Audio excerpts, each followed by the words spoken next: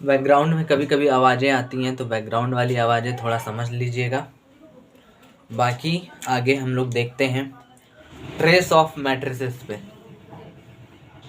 Trace of matrices पे आते हैं। यहाँ थोड़ी साइनिंग है, यहाँ पे तो हम लोग आते हैं ट्रेस ऑफ मैट्रिसेस पे। आइडेंटिटी मैट्रिक्स तक हो गया था। Trace of matrices. Trace of matrices क्या होता है? अगर मेरे पास कोई मैट्रिक्स है, क्या कौन सी मैट्रिक्स? मान लेते हैं कोई मैट्रिक्स है हमारे पास। भाई साफ नहीं दिख रहा है क्या? कोई भी मैट्रिक्स मान लो, मैंने कह दिया A11, A12, A13, A21, A22, A23, A31, A32, A33। तो इसका जो ये लीडिंग डायगोनल का योग जो होता है, लीडिंग डायगोनल का सम, लीडिंग डायगोनल का sum, leading sum of leading diagonal, sum of leading diagonal, मतलब कि A11, A22, A33, ये होगा trace of matrix, trace of matrices. तो एक क्वेश्चन इसी पे है जो आया हुआ है, क्वेश्चन नंबर 20 सीट का क्वेश्चन है। क्वेश्चन नंबर 20 नंबर क्वेश्चन क्या है? हाँ, इधर ऊपर लिख दे रहा हूं। एक मैट्रिक्स है A 1 -5 7 0 7 9 11 8 9।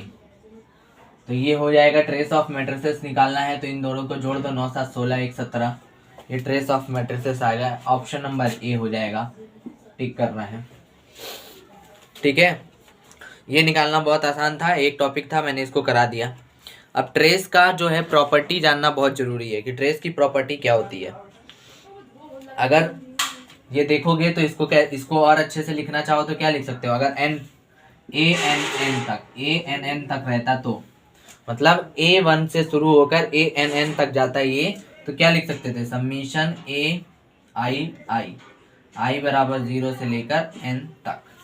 समझ रहे हो ना? AII, क्योंकि सेम रहेगा ना, 1 1 2 2 3 3, 1 1 2 2 3 3 4 4, 0 नहीं 1 से। ओके,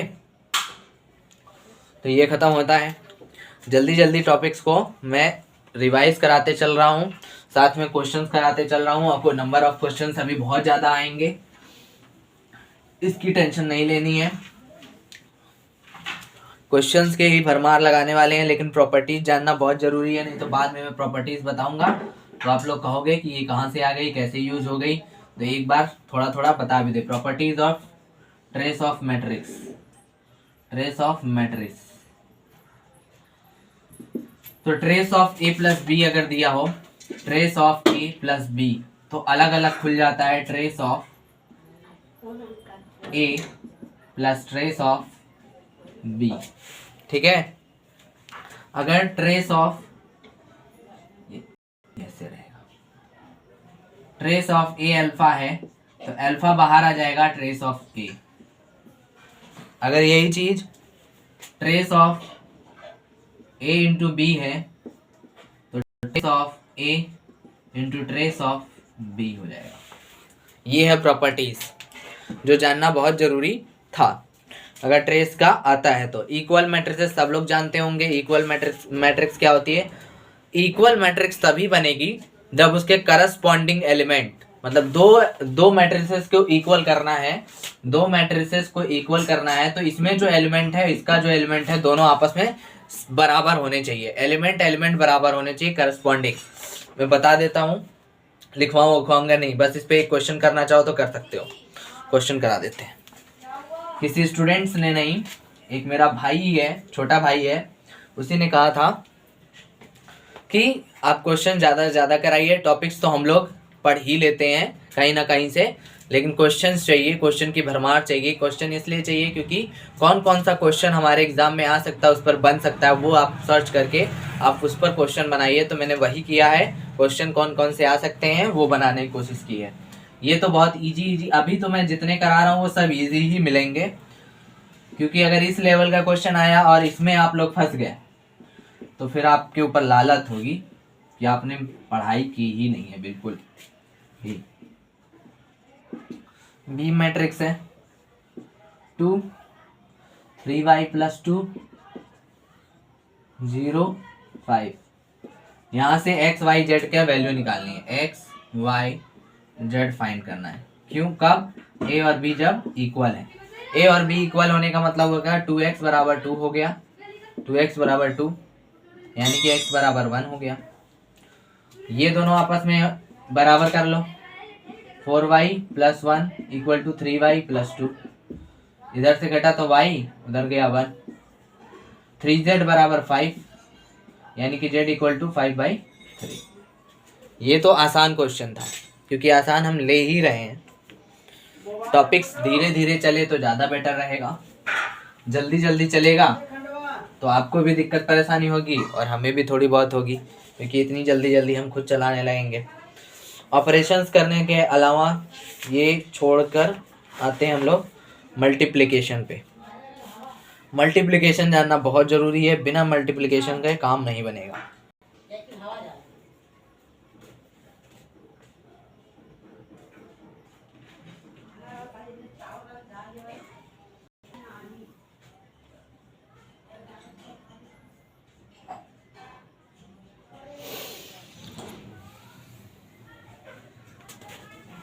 तो मल्टीप्लिकेशन पे आते हैं। Multiplication of A matrix. तो देखो, मल्टीप्लिकेशन पढ़ने से पहले मैंने कहा कि एक मैट्रिक्स है मेरे पास, ठीक है, कैसी है, m × n। और एक मैट्रिक्स और है, वो कैसी है, n × p, ठीक है। तो मैं कहना चाहता हूं कि m यानी कि रो, ये कॉलम, ये रो, ये कॉलम, ये रो और ये कॉलम, ठीक है ना। तो मेरे हिसाब से जो बनना चाहिए, पहले वाले का कॉलम, पहले वाले मैट्रिक्स का कॉलम, दूसरे वाले मैट्रिक्स का रो अगर इक्वल है तब हम मल्टीप्लिकेशन को करेंगे। मैंने क्या बोला, पहले वाले मैट्रिक्स का कॉलम, पहले वाले मैट्रिक्स का कॉलम दूसरे वाले मैट्रिक्स का रो अगर इक्वल है तभी हम क्या करने वाले हैं, तभी हम करेंगे मल्टीप्लिकेशन। ये वीडियो थोड़ा ब्लर आ रही क्या,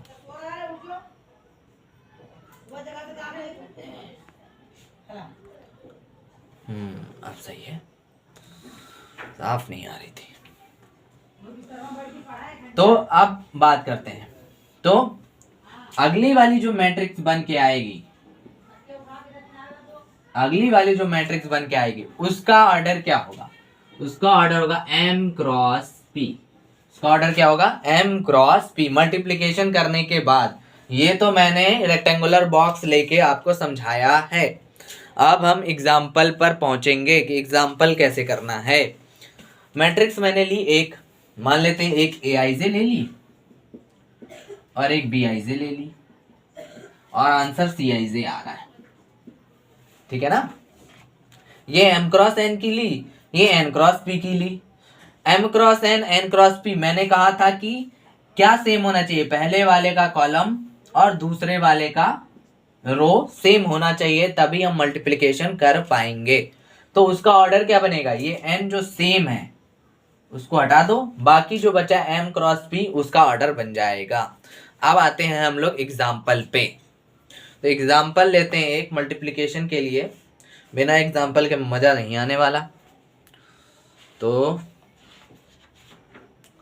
सीधा सीधा एक अच्छा सा एग्जाम्पल ले लें जिसमें एक क्वेश्चन भी हो जाएगा और एग्जाम्पल के तौर पर वो भी हो जाएगा।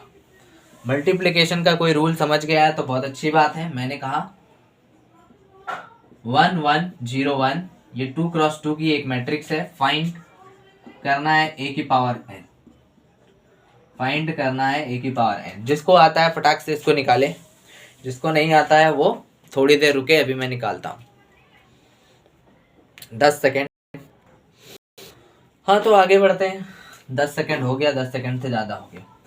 तो मैंने कहा a की पावर n निकालना है, तो सबसे पहले मैं निकालूंगा a स्क्वायर निकालने का मतलब a इंटू a का मतलब ये जो मैट्रिक्स है वो a है, 1 1 0 1 1 0 1 1। तो भाई मल्टीप्लाई कराएं, मल्टीप्लाई कराने का रूल मैंने कहा था कि क्या होना चाहिए, ये 2x2 है, ये भी 2x2 है, तो ये दोनों क्या है, सेम है, 2x2 की मैट्रिक्स भी आएगी। अब मल्टीप्लाई करा के भी देखें, मल्टीप्लाई कैसे किया जाता है ये देखिए।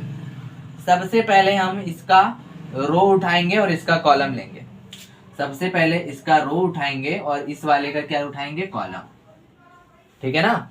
एक रो उठाया, एक कॉलम, एक चीज को किसी को पकड़ के रखना होगा आपको पहले, या तो रो को पकड़े रहिए जब तक कि दूसरे वाले का सब समाप्त नहीं हो जाता, या कॉलम को पकड़े रहिए जब तक कि इसका रो पूरा समाप्त नहीं हो जाता।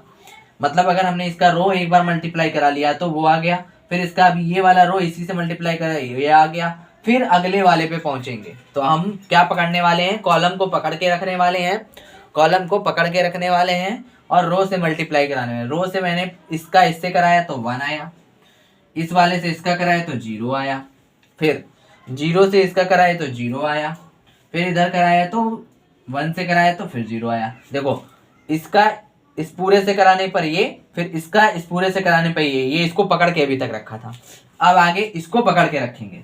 तो इसका इसके साथ कराया तो 1, इसका इसके साथ कराया तो 1, फिर इसके बाद इसका इसके साथ कराया तो 0, इसका इसके साथ कराया तो 1, मल्टीप्लाई कराया जा रहा है। अब इसको थोड़ा सा अरेंज कर ले तो देखा जाए तो 1 0 2 1। अब क्या निकालेंगे, a स्क्वायर तक निकाल लिया, अब a क्यूब निकालते हैं। a क्यूब निकालने के लिए हमने कहा a स्क्वायर इंटू a, ठीक है। a स्क्वायर अभी निकल के आया है, a स्क्वायर क्या आया है 1021 और a क्या था, a था 1011। तो मल्टीप्लाई कराए, वैसे ही मल्टीप्लाई, ऐसे मल्टीप्लाई, इधर से रो लिया उधर से कॉलम, इधर से रो लिया उधर से कॉलम लिया, ठीक है। मल्टीप्लाई कराने का रूल है, और चेकिंग करने का रूल ये है कि पहले का कॉलम दूसरे का रो अगर सेम है तो हम मल्टीप्लाई कराएंगे, ऑर्डर में सेम है। तो पहले इससे कराए तो 1 इंटू 1, 2 इंटू 0 0, 0 इंटू 1 1, 1 इंटू 0 0, यहाँ भी 0, 0 इंटू 1 0, फिर 1 इंटू 1, 2 इंटू 1, फिर उसके बाद 0 इंटू 1 0, 1 इंटू 1। अब देखा जाए तो ये क्या आ गया 1 3 0 1। अब देखोगे ध्यान से, अरे लाइट चली गई, यहीं पे लेक्चर रोकना पड़ेगा, लाइट चली गई थी, इसी के आगे देखते हैं, थोड़ा सा दिक्कत हो गया। a की पावर n निकालना था ना हमको, हमने क्या कहा, dash dash dash dash dash dash dash dash dash dash dash dash dash dash. अभी हमने a क्यूब a का जब देखा था तो देखो a क्या आया है, ये a स्क्वायर कहीं पे निकाला होगा तो देखो a स्क्वायर क्या आया है 2, a क्यूब कहीं निकाला है तो a क्यूब देखो क्या आया है, तो बदल कौन रहा है ये, तो a की पावर n जब निकालेंगे तो क्या आएगा, बदल रहा है 1, और ये 3 का ये बदल रहा है, बाकी सब नहीं बदल रहा है ना, बाकी तो सब वैसे ही है। 1 0 1 कहीं पर भी चेंज नहीं हुआ, 1 0 1 1 0 1 और 1 0 1, लेकिन चेंज कौन सा हो रहा है, 1 a था तो 1, a की पावर 2 था तो 2, a की पावर 3 था तो 3, a की पावर n था तो n। इसकी वजह से हमने निकाल लिया क्या, a की पावर n को वैल्यू। ये क्वेश्चन आने वाला है, ये आने वाले क्वेश्चंस में से एक था। अभी ऐसे और सारे क्वेश्चंस कराएंगे, पहले हम कंसेप्ट के क्लियर कराते चल रहे हैं जल्दी जल्दी। बोर्ड थोड़ा छोटा है, कोई दिक्कत नहीं, पढ़ने से मतलब होना चाहिए, चाहे कहीं से भी ज्ञान मिले, ज्ञान बटोरो, जिसने बटोर लिया वही सक्सेस हुआ, नहीं तो फिर पढ़ने वाले तो ना पढ़ने वाले तो बहुत सारे लोग हैं, किस किस की बात करेंगे। अब एक क्वेश्चन और है, जैसे आने वाला ही है ये भी क्वेश्चन, प्रॉब्लम। कौन सा प्रॉब्लम है? a इक्वल टू, अच्छा क्वेश्चन है, 1 1 1 1 1 1 1 1 1। निकालना क्या है? फाइंड। पहले और भी कुछ दिया है, ए स्क्वायर बराबर 3a दिया है, फाइंड करना है a क्यूब। ए क्यूब की वैल्यू फाइंड करना है। 10 सेकेंड, निकाल सको तो निकाल लो, क्योंकि 15-20 मिनट और पढ़ाने वाले हैं।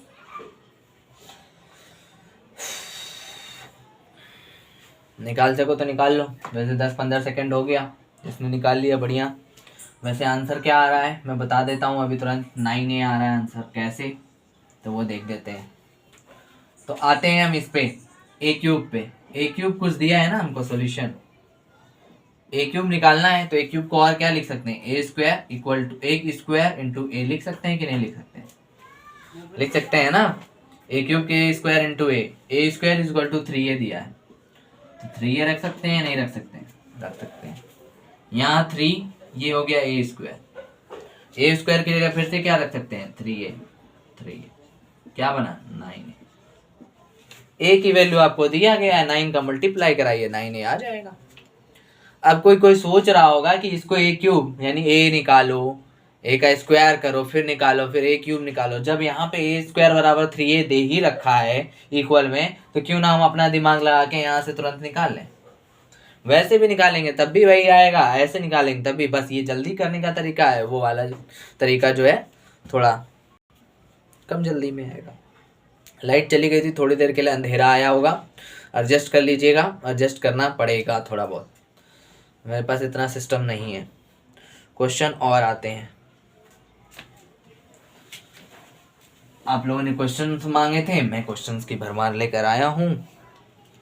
आपको लगाना है ए अल्फा इज इक्वल टू, दे रखा है हमको cos alpha sine alpha minus sine alpha cos alpha. अब हमको फाइंड करना है ए अल्फा की पावर n, जो अभी थोड़ी देर पहले ए की पावर n फाइंड करना था वही। ये आपके लिए होमवर्क हो गया। HW में आप लोग निकाल के हमें कमेंट करके बताएंगे इस सवाल का जवाब। होमवर्क में जो वीडियो देख रहा है, अगर सवाल सॉल्व हो जाए तो कमेंट करके बता सकता है, मैट्रिक्स लगा के या मैट्रिक्सेस नहीं लगा के, तो ऐसे भी लिख कर बता सकता है कि इसका ये सवाल का जवाब है। कमेंट करके बताएंगे तो बहुत खुशी होगी। अगर मेरे फ़ोन नंबर पे भेजना चाहेंगे तो उसको बधाई मिलेगी। ये है कि हमने ये क्वेश्चन आपने लगा लिया, बहुत अच्छी बात है, आपने समझ लिया। व्हाट्सएप नंबर पे भी भेज सकते हैं, ग्रुप में भी ज्वाइन कर देंगे हम अगर जो भेजेगा। ये होमवर्क वाला सवाल हो गया। कुछ तो आप भी करिए, हम ही सारा करा देंगे तो क्या फ़ायदा होगा, है कि नहीं? आते हैं फिर।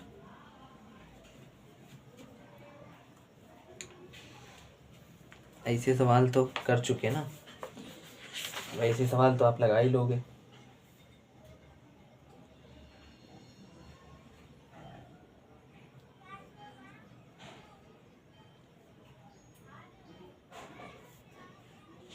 अब थोड़ा अच्छा सवाल उठाएगा।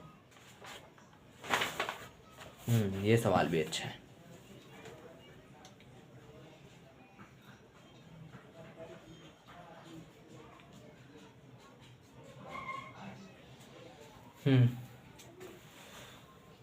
क्वेश्चन दिया है, find the values of alpha and beta. Find the values of alpha and beta if, हमको क्या दे रखा है? Alpha I plus beta A का whole square equal to A, where A equals to, value दे रखी है 0 1 -1 0, 0 1 -1 0। कोई निकाल सकता है तो फटाक से निकाल ले, अदरवाइज देखते हैं। कि क्या होता है। थोड़ा टाइम मैं इसलिए देता हूँ कि अगर आपसे सॉल्व होता है तो आप कमेंट करके बता सकते हो। मैं लाइव नहीं आ सकता हूँ, कोशिश कर रहा हूँ कि जल्दी लाइव आऊँ। एग्ज़ाम से कुछ दिन पहले, 20-25 दिन पहले एग्ज़ाम सेटअप करना पड़ेगा लाइव का। मेरे को थोड़ा डेटा चाहिए, बिना नेट के तो चलेगा नहीं। आना चाहिए वैसे। मैं ए की वैल्यू है ये। हम सोच रहे हैं कि अल्फा आई और बीटा ए की वैल्यू पहले निकाल लें। तो हम सबसे पहले अल्फा आई की वैल्यू, यहाँ आइडेंटिटी क्या होगी देखे जाए तो आइडेंटिटी होनी चाहिए हमारे पास 1001। ऐसा क्यों? क्योंकि यहाँ 2x2 की मैट्रिक्स ली गई है, तो 2x2 की आइडेंटिटी भी हमें यूज करनी पड़ेगी। तो अल्फा आई हो गया प्लस बीटा ए हमें निकालना है, तो हम डायरेक्ट यूज करते हैं अल्फा और 1001, और यहाँ बीटा ए की जगह हम वही लेंगे 0 1 -1 0। इसके बाद इंटू करा दें तो क्या बनेगा ये अल्फा 0 0 अल्फा, इधर क्या बनेगा 0 बीटा माइनस बीटा 0। उसके बाद इन दोनों को प्लस करना है, प्लस कर दो तो क्या बनेगा alpha plus 0 alpha, beta plus 0 beta, beta minus 0 minus beta, alpha plus 0 alpha. यानी इसकी पूरी की वैल्यू क्या आ रही है, एक मैट्रिक्स के अंदर आ रही है हमारी alpha beta minus beta alpha, ये वैल्यू आ रही। इसका स्क्वायर करने के बाद हमको क्या बराबर में मिलेगा ए। इसका स्क्वायर करने के बाद, तो इसका स्क्वायर करना है तो हमें alpha beta minus beta alpha, इसका हमें क्या करना होगा square, alpha beta minus beta alpha का स्क्वायर करें तो alpha into alpha alpha square, फिर उसके बाद बीटा इंटू बीटा माइनस का बीटा स्क्वायर। अब सारे नहीं सॉल्व करने हैं क्योंकि ये किसके बराबर है, ये बराबर है और इसके ए के, तो 0 -1 1 0 इसके बराबर है। ये आ गया तो alpha square minus beta square किसके बराबर हो गया 0 के, तो alpha equal to beta. Alpha और बीटा दोनों के दोनों सेम है, अल्फा और बीटा दोनों के दोनों सेम है। अब चेक करना है कि और कोई वैल्यूज बच जाती है नहीं बच जाती है। इसका इसके साथ तो करा दिया, अब इसका इसके साथ कराओ, माइनस बीटा अल्फा, यहाँ पर माइनस अल्फा बीटा, यानी कि ये हो जाएगा माइनस का 2 अल्फा बीटा और बराबर में -1। ये दोनों के दोनों कैसे हो गए, अरे ये तो बचा रहेगा, ये से ये कैंसिल, यानी कि अल्फा बीटा बराबर कितना आ गया 1/2। यानी कि अल्फा बराबर बीटा था, वहां पर हमने रख दिया तो alpha square alpha into alpha, alpha का स्क्वायर इक्वल टू 1/2, यानी कि अल्फा बराबर प्लस माइनस √1/2। अगर यहाँ पर किसी को प्रॉब्लम है तो दोबारा रिपीट करके देख सकता है, क्योंकि ये सवाल बड़ा है, बड़े में है तो बड़ा ही करके देखना पड़ेगा ना। फिर भी मैं एक दोबारा समझा देता हूँ। अल्फा बीटा की वैल्यू फाइंड करनी थी, ये दे रखा था और ए की वैल्यू दे रखी थी, तो मैंने सोचा कि सबसे पहले इसको क्यों ना निकाल लिया जाए। इसको मैंने निकाला तो alpha beta minus beta alpha आ गया। इसका अभी बिना स्क्वायर किए ए के बराबर नहीं कर सकते, तो मैंने इसका स्क्वायर कराया। स्क्वायर पूरे का नहीं कराएंगे क्योंकि हमको जिस चीज की जरूरत है सिर्फ वही। अगर मैंने यहाँ पे इस चीज को भी निकालने में टाइम वेस्ट किया तो हमारा जो वहां पर सवाल होगा, कहाँ पर जो हमारा टाइमर चल रहा होगा स्क्रीन पर देखते टाइम और सॉल्यूशन हो रहा होगा, तो जब अगर इसको भी सॉल्व करेंगे तो हो चुका। फिर तो एक सवाल तुम्हारा ऐसे ही छूटेगा क्योंकि इसी में सबसे ज्यादा टाइम खर्च कर दिया, इसलिए मैंने उसको निकाल लिया। उसको निकाल कर इस 0 के बराबर कर दिया, क्योंकि इक्वल होने का मतलब होता है करस्पॉन्डिंग एलिमेंट 0 के बराबर है, करस्पॉन्डिंग एलिमेंट आपस में बराबर। इक्वल होने का मतलब होता है करस्पॉन्डिंग एलिमेंट आपस में बराबर, इसका करस्पॉन्डिंग एलिमेंट इसके बराबर, वो बराबर किया, वहां से मुझे अल्फा की वैल्यू मिल गई और अल्फा बीटा दोनों बराबर है, यानी अल्फा और बीटा की जो वैल्यू आएगी वो आएगी 1/√2, बीटा की वैल्यू आएगी प्लस माइनस में 1/√2। दोनों की दोनों वैल्यू क्या है, इक्वल है। अब मैं कल ट्रांसपोज ऑफ अ मैट्रिक्स कराऊंगा, उसके बाद इसकी सिमेट्रिक मैट्रिक्स, सिमेट्रिक मैट्रिक्स, और फिर मैट्रिसेस का द एंड हो जाएगा। टाइप्स ऑफ मैट्रिक्सेस में थोड़ा सा और बचा है, कॉन्जुगेट, ऑर्थोगोनल, जो शायद इसमें ना ही आए तो ना ही आए, तो ये वाले क्वेश्चन, उसके बाद क्वेश्चन ही क्वेश्चन सारे कराऊंगा। तो यानी 3 लेक्चर कम से कम इस पे जाएंगे, 3 लेक्चर कह रहे 4 लेक्चर कम से कम मैट्रिसेस पे सिर्फ जाएंगे, और डिटर्मिनेंट पर 1 या 2 लेक्चर जाएगा। क्योंकि कल वाले लेक्चर में थोड़ा सा कंसेप्ट और उसके बाद क्वेश्चन की भरमार, फिर उसके बाद चौथे वाले लेक्चर में सिर्फ क्वेश्चन ही क्वेश्चन रहेगा, पूरे में क्वेश्चन। इसमें भी मैंने कम क्वेश्चन नहीं कराए हैं, क्वेश्चन तो कराए हैं, काफ़ी क्वेश्चन कराए हैं। कल हो सकता है आधे घंटे की लेक्चर बनाए, आज 25 मिनट ही रहने देते हैं।